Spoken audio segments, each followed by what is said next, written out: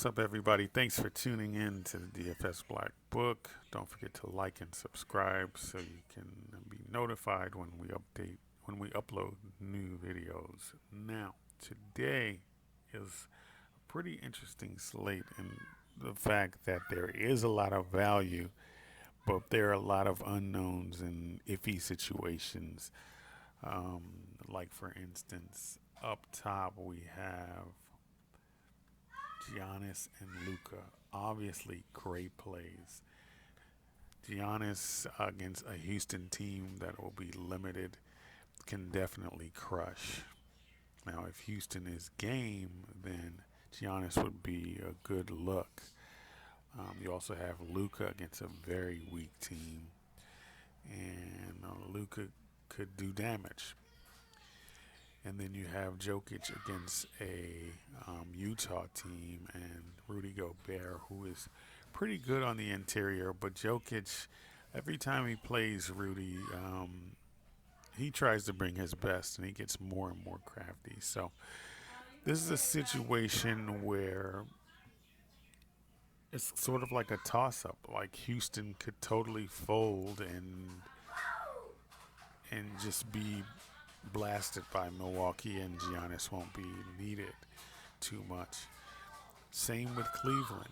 So that's why it's a little iffy. And then you have a lot of people out, especially on the Houston side. So it's difficult to know who to play.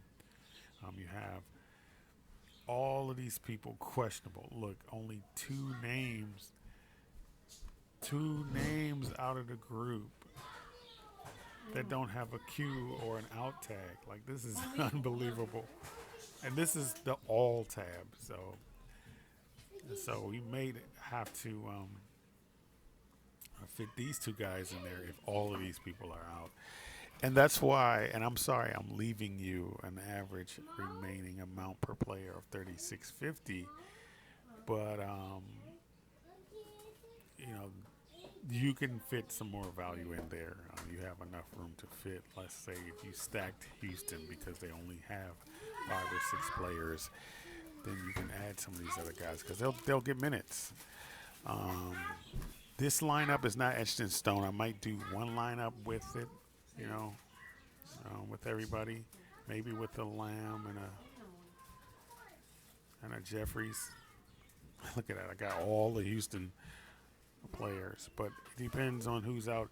Even though Linux might be out, but we'll see. Maybe he'll be in. But but I don't want to go so heavy on Houston. But again, this is something where closer to lock, we'll know how to play this. But right now, this is my 6. Use at your discretion, or use some variation of this lineup to be successful tonight. And again, I'm just waiting for some news, so I'm going to give you what I have now. Okay, so who do I like and why? All right, I like DeJounte Murray. I think he'll go under-owned. I think people are forgetting about him. And he's playing against a Sacramento team that is without both of their starting point guards. DeLon Wright is pretty good defensively, and he's a pretty good serviceable point guard. But I think DeJounte Murray is in a good spot, too. And if I put a DeLon right here. Actually, you know what? Is DeLon right on Sacramento? Wait a minute. Let's see. Let's see who I have. I'll just make sure I don't get my players mixed up. Um, yeah, DeLon Wright. Here he is. So that leaves you some room there. Also, if you want to go that route. But I like DeJounte Murray as a low-owned play. And I love Jason Tatum tonight. Chicago is very weak. Is not very efficient when it comes to fast break points. Not very efficient in regards to points off turnovers. They allow a lot of steals. So I think that Tatum is in a good spot. I don't think a lot of people are going to be playing him as well, especially at 10-5. He's going to have to get you 70, 60. That's going to be difficult to do. And Boston might just crush Chicago. That's another um, issue. So um, this core lineup is very fluid at this moment in time. It's very fluid.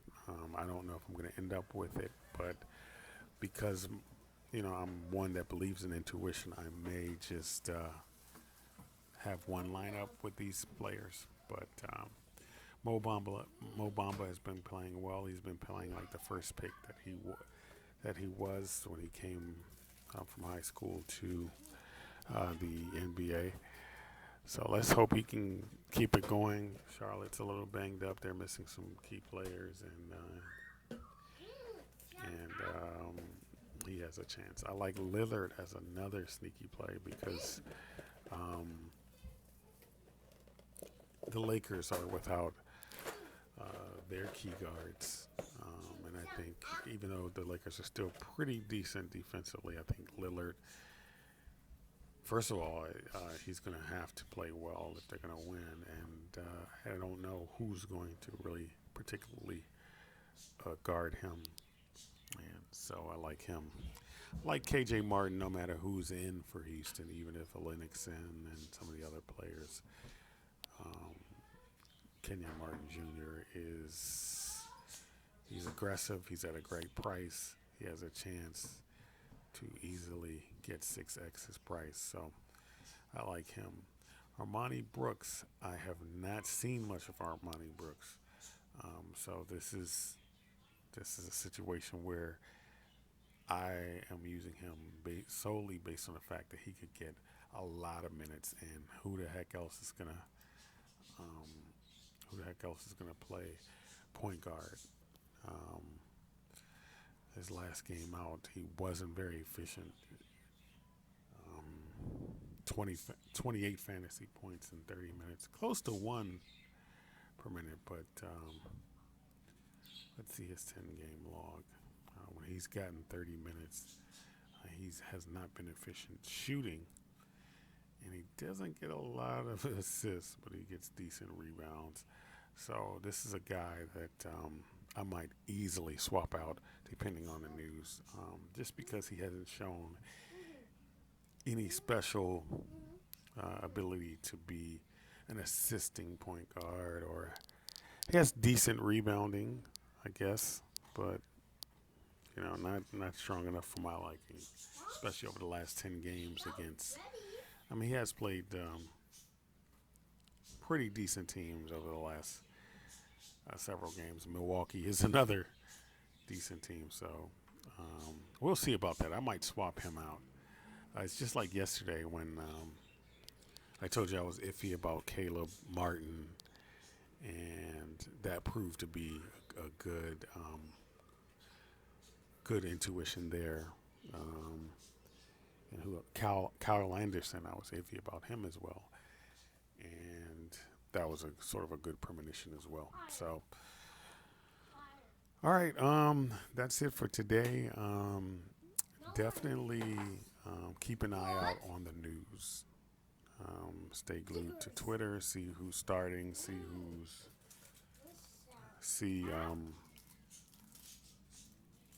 who might be in, who might be out, and then plan accordingly.